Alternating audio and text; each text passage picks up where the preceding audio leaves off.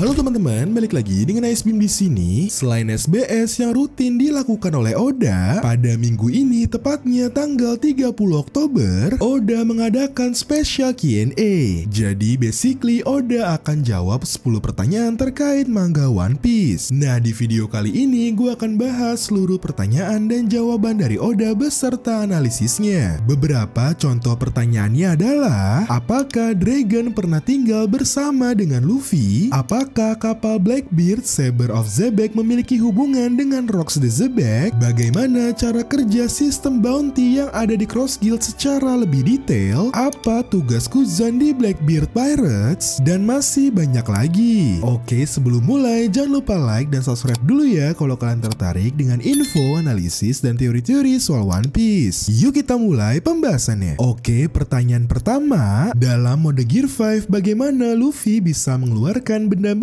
seperti kacamata, helm baseball, dan lain-lain? Nah, sepertinya Oda nggak mau mengungkapkan sekarang karena jawabannya sangatlah singkat, yaitu itu adalah gerbang menuju fantasi Nika. Nah, tapi kalau kita analisis lebih jauh jawaban dari Oda, kita bisa menemukan sedikit clue bahwa sepertinya kekuatan Gear 5 yang Luffy tunjukkan sejauh ini hanyalah awal dari kekuatan Nika. Luffy sama sekali belum memiliki kekuatan Nika seutuhnya. Hal ini dikarenakan Oda mengatakan gerbang menuju yang bisa diartikan sebagai permulaan. Jadi mungkin kedepannya kita akan melihat kekuatan baru Gear 5 yang jauh lebih kuat dan mungkin gak pernah kita bayangkan sebelumnya. Oke, lanjut ke pertanyaan kedua yang menurut gua gak penting karena jawabannya udah jelas banget. Jadi salah satu fans nanya, karena Sabo telah mewarisi Mera-Mera no Mi, dia tampaknya mampu menggunakan kekuatannya secara maksimal. Apakah dia menjalani pelatihan? Jawabannya udah jelas banget. Di sini Oda menjawab, iya, dia berlatih setiap hari. Sepertinya sekarang setelah Sabo mendapatkan kembali ingatannya, dia juga mengingat banyak hal lainnya. Oke, biar nggak terlalu useless, gua tambahin informasi tambahan sedikit ya. Buat yang mungkin lupa, setelah diselamatkan oleh Dragon, Sabo sempat mengalami amnesia atau lupa ingatan. Singkatnya, ini yang menjadi alasan kenapa Sabo tidak membantu Luffy menyelamatkan Ace. Nah, mungkin yang dimaksud Oda ketika Sabo sudah kembali ingatannya, Sabo akan mengingat hasil latihannya bersama Ace ketika dia masih kecil. Oke, lanjut ke pertanyaan ketiga yang menurut gua cukup menarik, yaitu apakah Dragon pernah tinggal bersama dengan Luffy? Oda menjawab Dragon gak pernah tinggal bersama dengan Luffy, setidaknya selama periode yang bisa diingat oleh Luffy. Oda menjelaskan alasannya adalah karena Dragon dikenal sebagai pemimpin pasukan revolusioner. Dragon tidak bisa mengambil resiko jika hubungannya dengan Luffy diketahui banyak orang karena dampaknya akan bahaya banget buat Luffy. Jujur menurut gua flashback masa lalu Dragon pasti akan epic banget karena di sini Oda nambahin, saya bertanya-tanya bagaimana perasaannya saat Dragon harus melepaskan keluarganya. Saya juga bertanya-tanya bagaimana perasaannya ketika melihat Luffy putranya di Loget Town. Jadi kita tunggu aja aksi dan flashback masa lalu Dragon. Oh iya, yang tertarik dengan karakter Dragon, kenapa sampai sejauh ini aksi Dragon sangat berhati-hati, bisa cek video gue yang ini ya. Oke, lanjut ke pertanyaan selanjutnya tentang apakah kapal Blackbeard Saber of Zebek memiliki hubungan dengan Rocks the Zebek. Tentu aja Oda nggak akan mengungkapkannya di sini.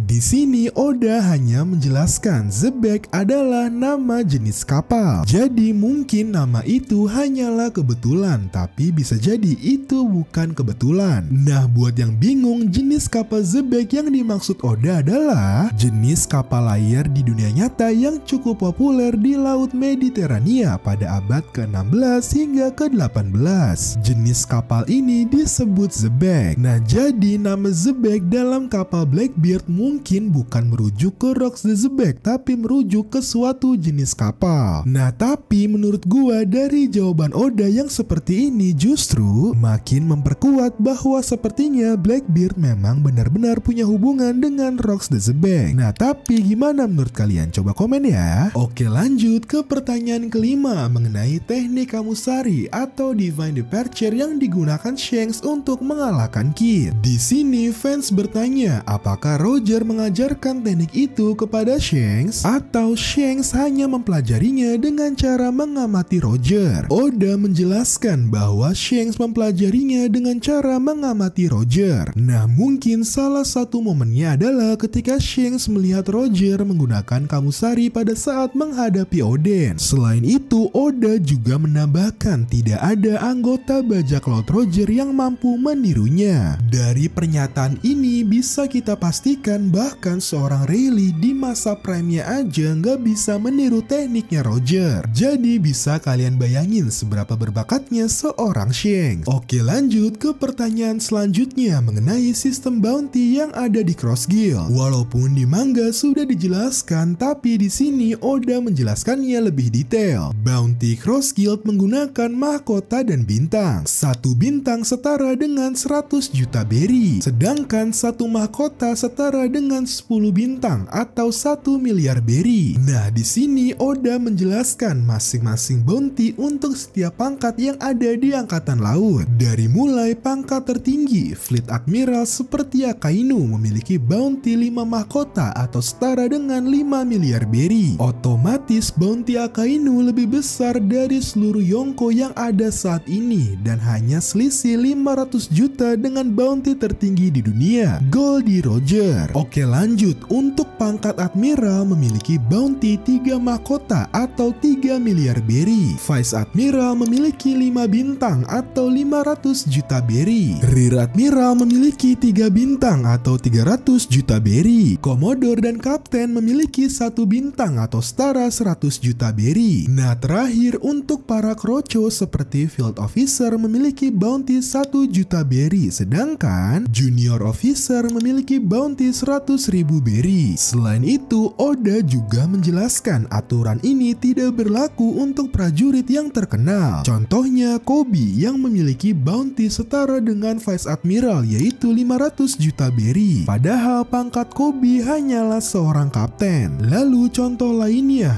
Garp yang memiliki bounty setara Admiral yaitu 3 miliar berry, padahal pangkatnya adalah Vice Admiral. Oke, lanjut ke pertanyaan ketujuh mengenai apa tugas Kuzan sebagai Kapten Titanic ke-10 dari bajak laut Blackbeard. Apakah dia memiliki bawahan? Di sini Oda menjelaskan Kuzan memiliki bawahan, tapi dia tampaknya bukan tipe yang terlalu mengikuti perintah Blackbeard. Sepertinya bagi Kuzan, bergabung dengan Blackbeard lebih membuat dirinya hidup dengan lebih bebas daripada melakukan kejahatan. Tetapi sebagai anggota bajak laut Blackbeard, tindakannya tetap menyebabkan banyak korban. Buat yang penasaran tentang karakter Kuzan, gua udah pernah buat analisisnya di sini ya. Oke, lanjut ke pertanyaan ke-8 mengenai sistem World Military Draft yang sempat dimention pada SBS sebelumnya. Sistem ini adalah cara yang digunakan pemerintah untuk merekrut Fujitora dan Ryokugyu menjadi angkatan laut. Di sini Oda menjelaskan lebih detail mengenai sistem tersebut. Setiap negara yang berafiliasi dengan pemerintah dunia memiliki tentara untuk melindungi negara mereka. World Military Draft adalah perintah untuk merekrut tentara terbaik dari negara tersebut agar bergabung dengan angkatan laut. Nah, menariknya Oda juga menjelaskan hal ini yang menjadi salah satu pemicu revolusi 8 negara yang baru terjadi belakangan ini. Buat yang mungkin lupa, gampangnya revolusi 8 negara adalah sebuah tragedi di mana terlahirnya para pemberontak di 8 negara itu dan memutuskan untuk tidak lagi mematuhi pemerintah dunia. Salah satunya adalah mereka menolak membayar upeti kepada Celestial Dragon. Nah, dari Kiania ini terjawab, selain karena terinspirasi dari Sabo yang menyerang Merijoa, pemberontakan ini muncul karena lemahnya pertahanan di negara-negara tersebut akibat sistem World Military Draft. Prajurit pertahanan terbaik mereka dipaksa bergabung ke angkatan laut. Oke, lanjut ke pertanyaan ke-9 yaitu mengenai insiden Rocky Port. Insiden yang membuat Kobe dijuluki sebagai pahlawan angkatan laut. Di sini Oda menjelaskan secara singkat mengenai insiden tersebut. Sekitar 2 tahun lalu, setelah Lau mendengar bahwa ada poneglyph yang penting di Pulau Hachinosu, Lau diam-diam menyusup dengan cara membajak kapal bernama Rocky Port. Singkat cerita, setelah tiba di Pulau Hachinosu, terjadi pertempuran antara laut dan bajak laut setempat. Hal ini yang membuat dua pihak lain terdorong untuk bergabung ke pertempuran tersebut. Pihak tersebut adalah Blackbeard dan Kobe. Nah, karena mereka bertiga memiliki tujuan yang berbeda-beda, akhirnya mereka memutuskan untuk membuat aliansi yang saling menguntungkan. Kobe memiliki tujuan untuk melindungi warga sipil yang gak bersalah selama insiden tersebut hingga disebut sebagai pahlawan. Blackbeard ingin menguasai Pulau Hachinosu dengan cara mengalahkan penguasa sebelumnya, yaitu Ochoku. Ochoku sebelumnya adalah mantan anggota bajak laut Rock. Nah, sedangkan Law selain mencari poneglyph, dia memanfaatkan insiden ini untuk mencuri 100 hati bajak laut setempat. Setelah itu, dia mengirimkannya ke pemerintah dunia agar bisa menjadi si Chibukai. Nah, pertanyaannya, apa poneglyph penting yang diincar oleh Law? Yang pasti menurut gua kemungkinan besar bukan Road Poneglyph, karena seperti yang kita tahu, Blackbeard yang pada akhirnya bermarkas di Hachinosu juga masih nggak tahu keberadaan Road Poneglyph tersebut. Jadi menurut gua poneglyph yang diincar Law adalah Ryo Poneglyph. Ryo Poneglyph adalah salah satu dari 9 poneglyph yang menjelaskan tentang abad kekosongan. Oke, lanjut ke pertanyaan terakhir mengenai seberapa kuat Garling. Nah, tapi sayangnya di Q&A kali ini Oda hanya menjawab, oh dia kuat dan ada alasan di balik kekuatannya. Nah, kira-kira alasan apa yang membuat Garling sangat kuat? Apakah pedangnya merupakan Supreme Great Blades? Apakah buah iblisnya? Atau ada peran khusus di masa depan yang menjadi alasan Garling kenapa sangat kuat? Nah, itu dia 10 pertanyaan yang dijawab oleh Oda di Q&A spesial minggu ini. Nah, coba komen dong kalau kalian punya kesempatan nanya Oda, kira-kira kalian mau nanya apa? Terima kasih sudah nonton video ini. Jangan lupa like, comment, share, dan subscribe supaya gue makin semangat bikin video.